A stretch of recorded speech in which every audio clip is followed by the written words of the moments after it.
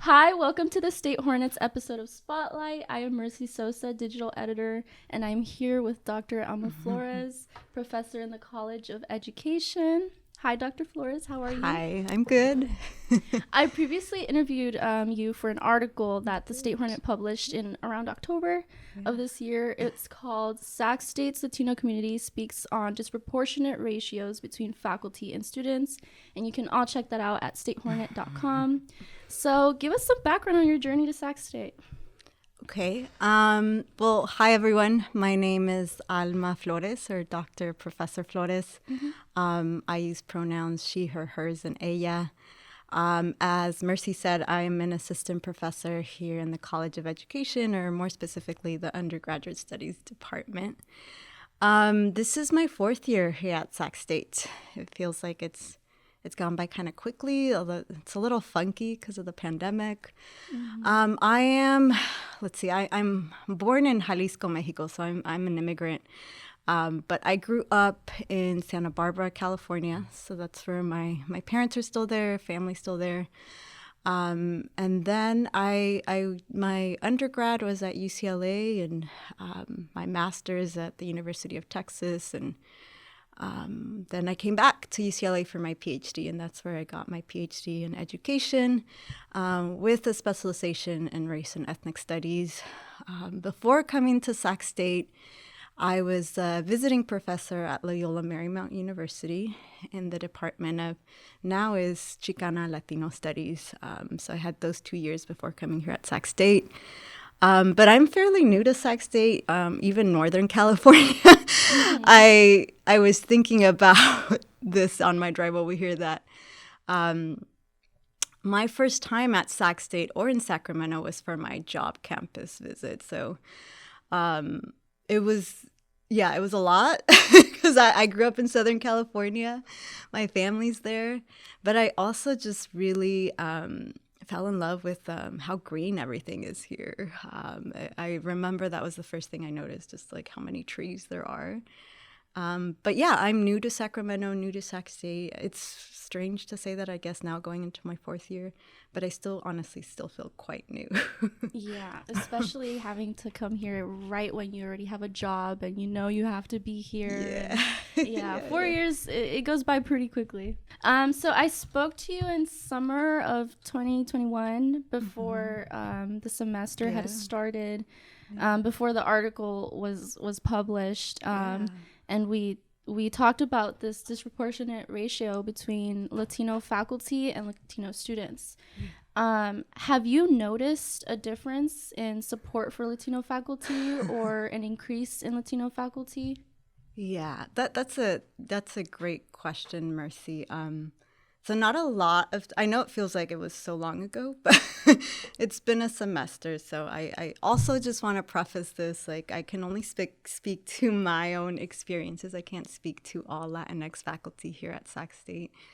But I don't know if I can honestly say that I've seen an increase in support or that there are more Latinx faculty. I'm an active member, proud member of our union, the California Faculty Association. So I did actually get to go meet the new faculty. And it was pretty apparent, right? The still very heavily underrepresentation of Latinx faculty or just faculty of color in general. I think it is nice, like in my college, the College of Education, we do have new faculty of color, which is great.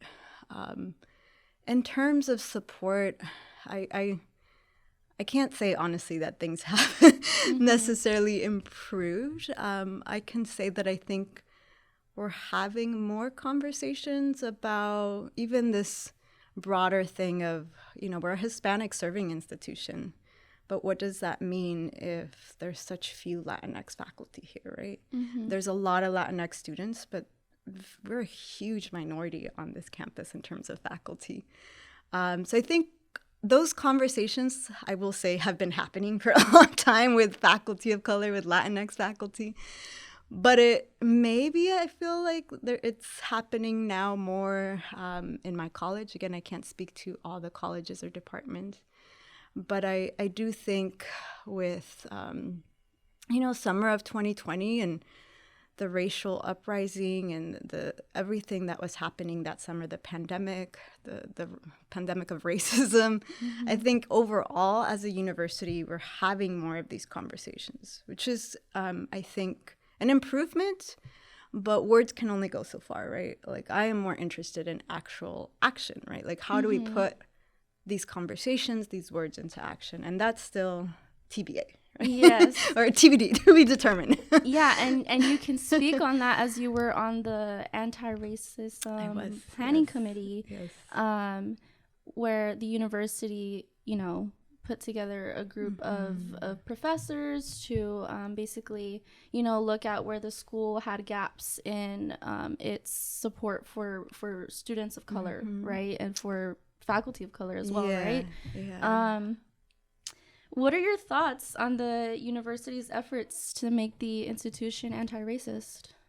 I being on that committee was both rewarding and challenging. So it was rewarding in the sense that it was good to see the faculty and staff that was present, that was there, really committed to improving our campus, right? To really working towards being an anti-racist campus.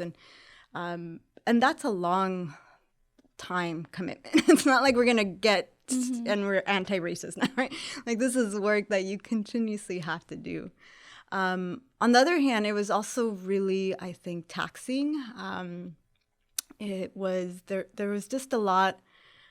It was a lot, right? To basically work on almost reimagining what this campus can look like through an anti-racist framework. And a lot of very emotionally taxing, I think. I think a lot of faculty, staff of color are carrying a lot of stuff, right, that has been accumulating for some time being here on this campus. And in many ways, this was also an outlet. And so it was also like a lot of like emotions and process and making sure that space is there, but also,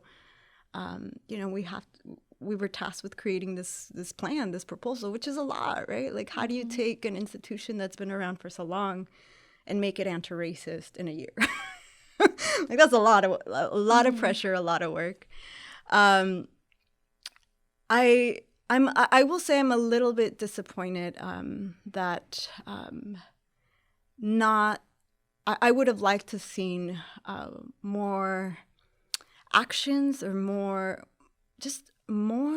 highlighting of this plan, right? The plan finished, it ended up trickling until summer of 2021. But the plan officially posted by the start of the fall semester. And it is, if you've had a chance, a very lengthy document. So I don't blame folks if it's like, lengthy. How do we go through all of this? Because it's a lot. But again, if we think about it through this historical perspective, like, how do we take this institution and make it anti-racist in a year? But I was, and I know part of it is, right, we lost a lot of important leaders that do this work. Like, we lost folks that were leading this plan, like Diana. And so there was the fall semester, there really wasn't a lot of action on the plan, right? I know there had been a planned convocation and then they pushed it back. And I know I saw the recent message from President Nelson that there will be a convocation, I believe, in February. But on my end, I'm like, no, this plan has a sense of urgency, right? Like, it's been boiling up for some time that I personally would have liked to have seen more actionable items from our leadership here on campus. I know things are happening, but again, from my perspective, I think I wish more was being done, because words, again, only get us so far. Yes. And that plays into, like, performative activism. Exactly. And, that was discussed a lot during, the summer. Exactly. And so, to see how, like, the university is handling very it much so feels performative to some extent, potentially. Absolutely. This disparity between students and faculty have impacts. Could you dive into what those impacts are for students and faculty? Yeah. I mean, I think for faculty, there's this very real experience of just feeling marginalized on campus, right? Of not having faculty of color to mentor you, right? To kind of guide you through this process. I was a first-generation college student. I'm a first-gen, like no one in my family, like, has beyond a high school degree, right? And so all of this is new to me as well. And I know there are a lot of faculty here that also are first-gen, right? But I think there's this added layer of also being a person of color. and we know historically, right, these institutions have excluded folks of color, women of color. And so there are those added layers that I think make even the marginalization more pronounced. And so I think for me personally, it has often felt like I don't have the mentors I wish I had. I definitely have been able to cultivate beyond just my college, but I've had to do that, right? I've had to seek out people. And it was a really hard transition because I was very fortunate in my graduate program, in my undergrad program, to have had excellent faculty of color to mentor me. And honestly, I would not be here had it not been for those faculty of color that took the time to mentor me. But it just felt like I started my my career as a professor and it was just like cut off.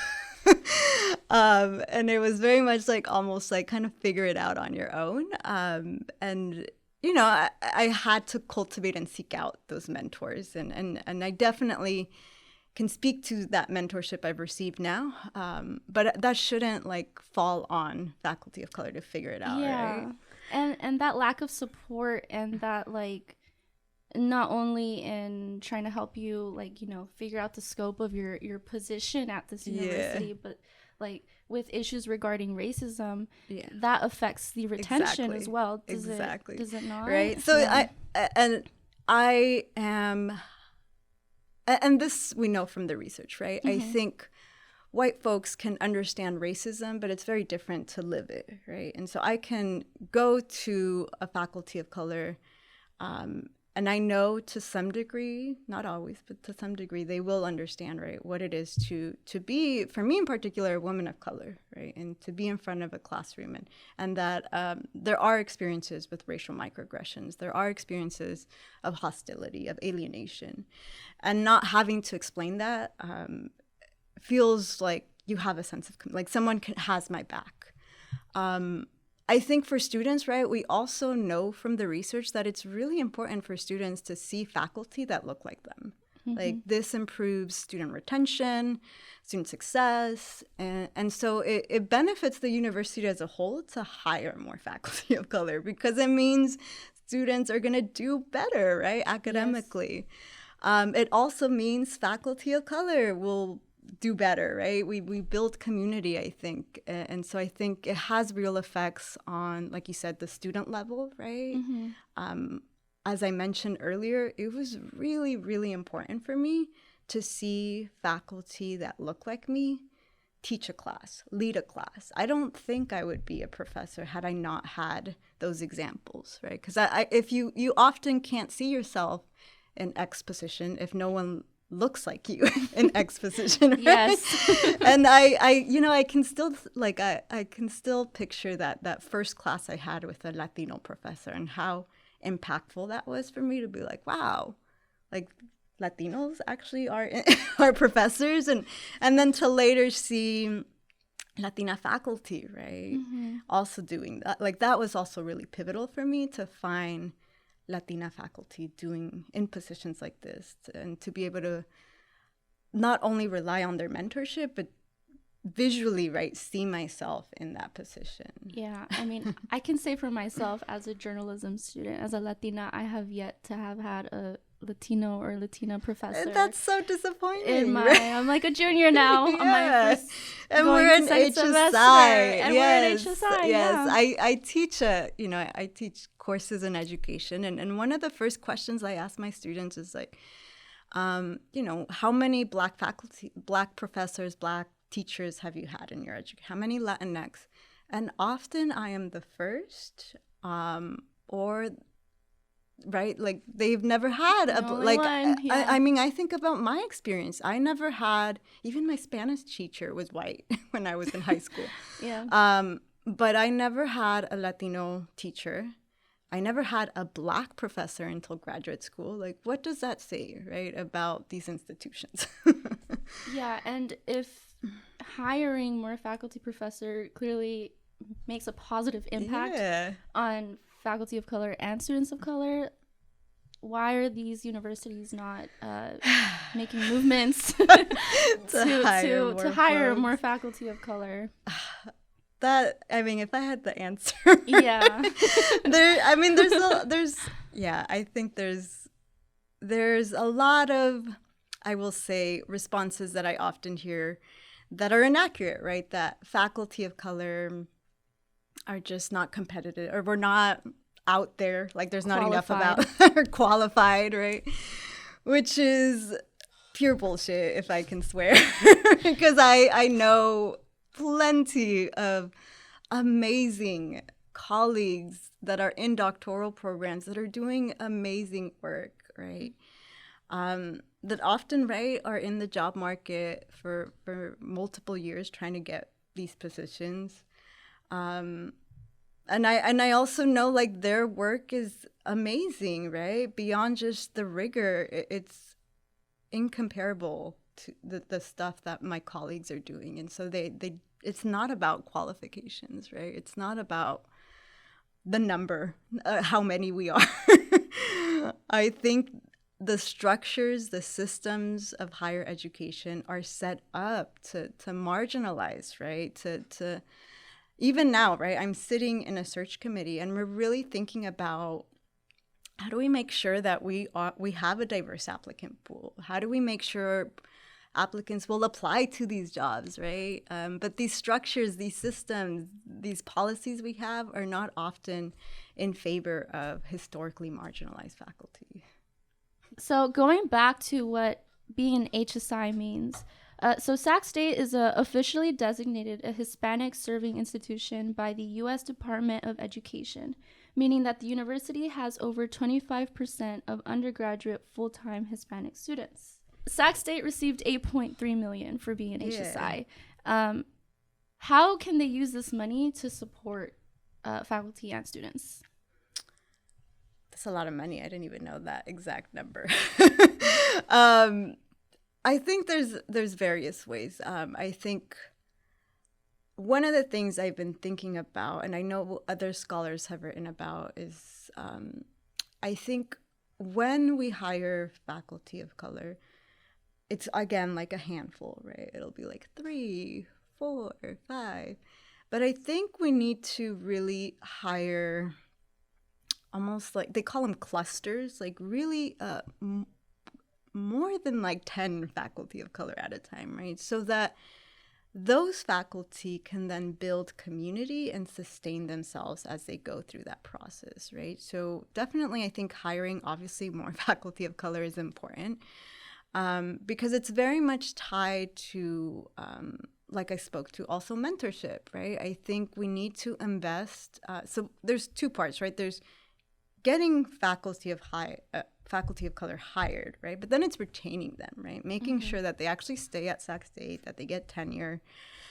And that piece often gets lost. And I think that piece, important to that conversation, like I said, is mentorship. Right? Like, do we have the structures and systems to mentor faculty of color as they're going through the retention, tenure, and promotion process? And I remember, I think early on my time at Sac State, I think I asked my dean or my chair, like, do we have like a mentorship program, right? And it was kind of like not a very direct answer. And I don't think I ever really necessarily received like, yes, you can go to this X person.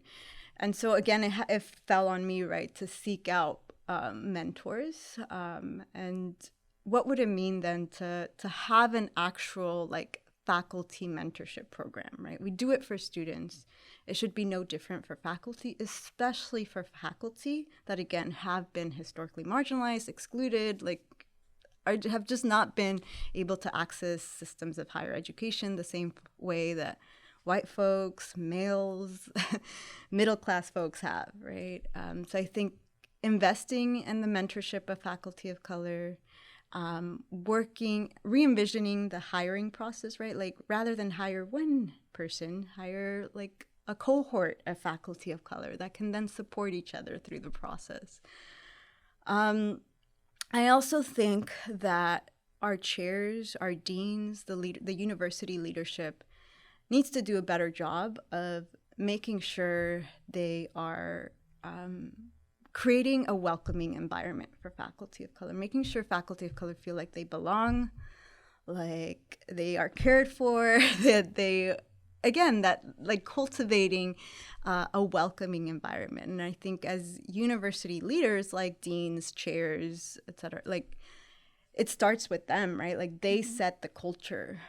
So that's really another piece. I think we need to really invest in training our university leadership to have the tools and knowledge of how to support faculty of color. Because I want to say that the desire is there, but often they don't know how to, if that makes sense. And it ends up being like, you teach me how I can mentor you. Oh, wow. And so it becomes, what we talked about, like this cultural taxation of having to like teach about what racial microaggressions are, or teach about like how to create a more welcoming environment.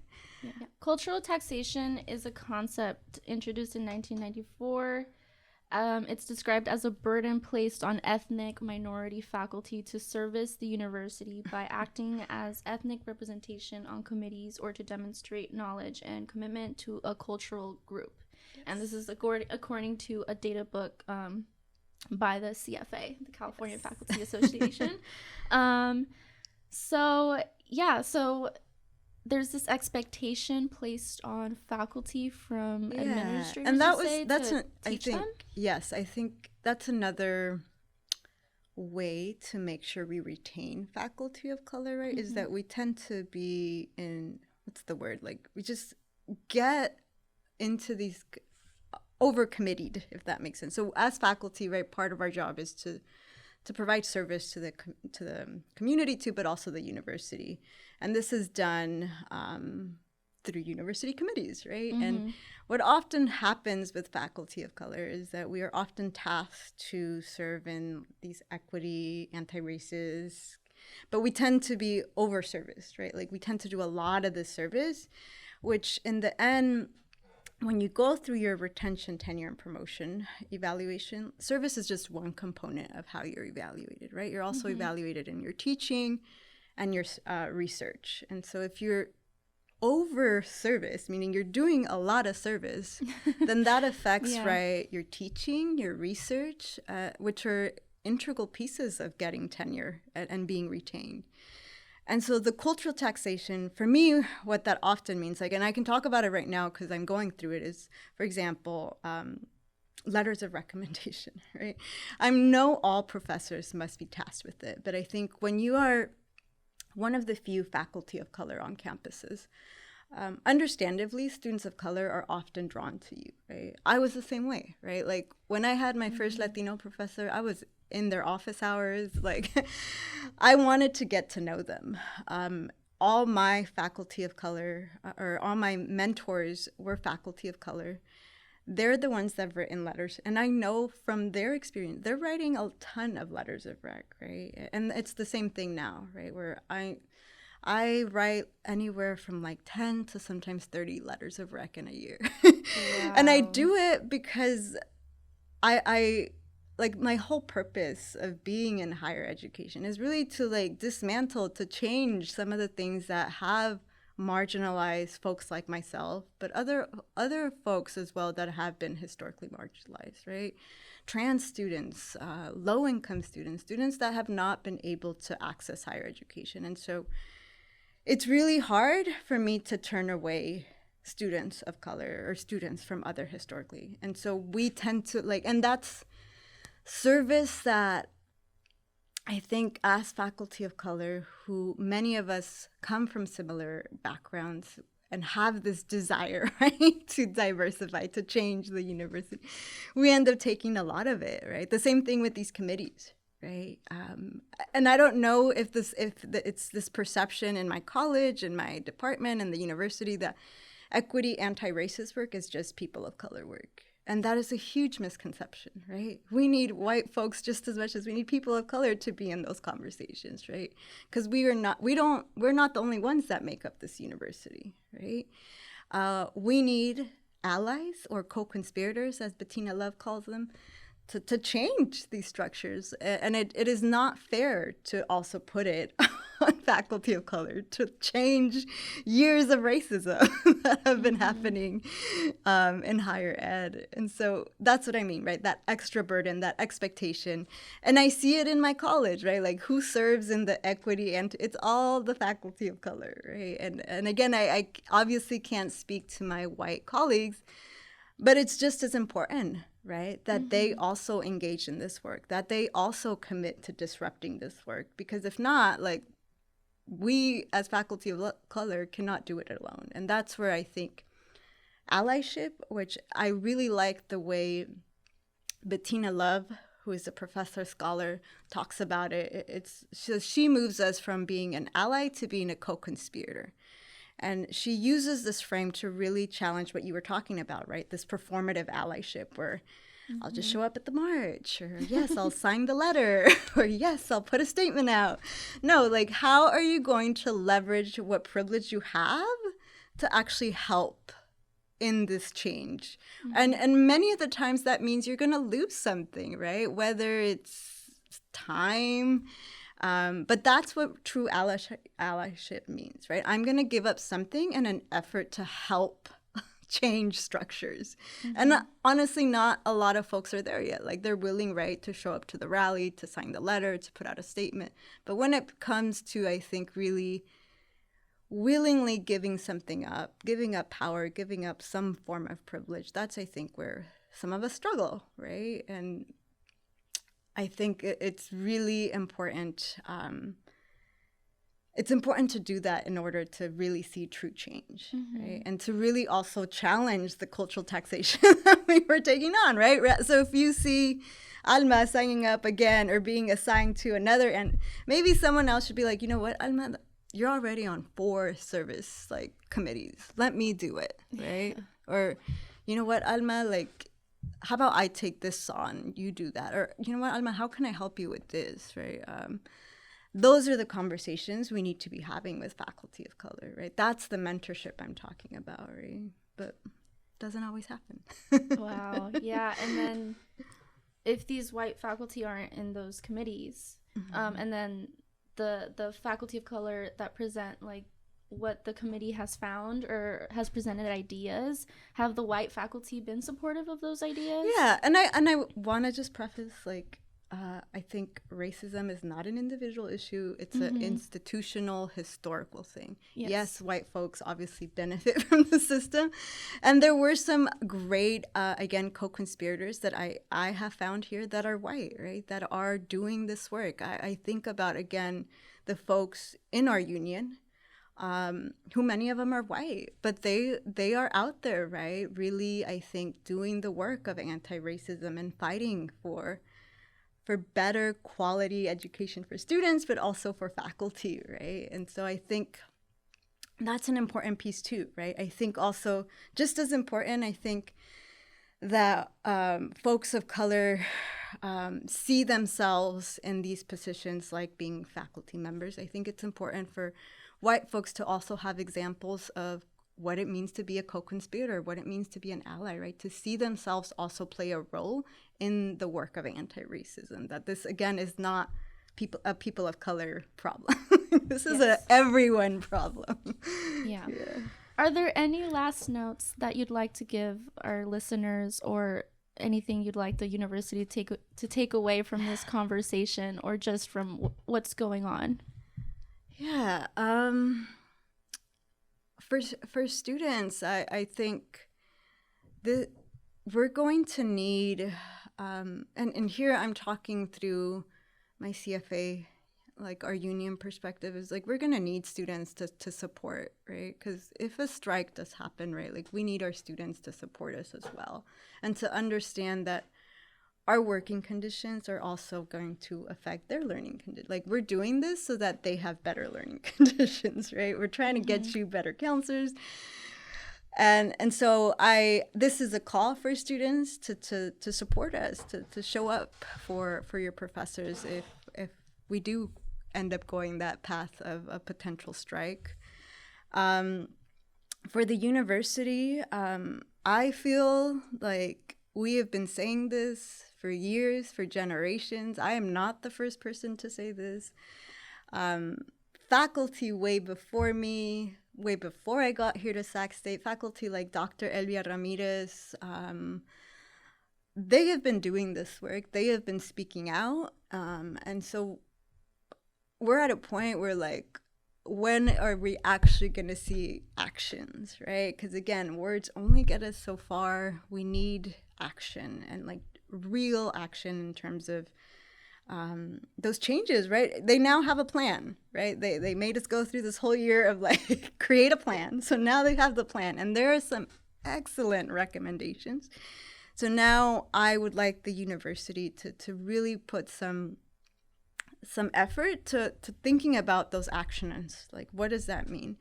And to work closely with our union, because the union has also been pushing all these issues. Like, we have been doing this work. I would like action I'm done with the circle groups, the conversations, the focus groups. Like, you have the data. Like, let's see some action now. Yes.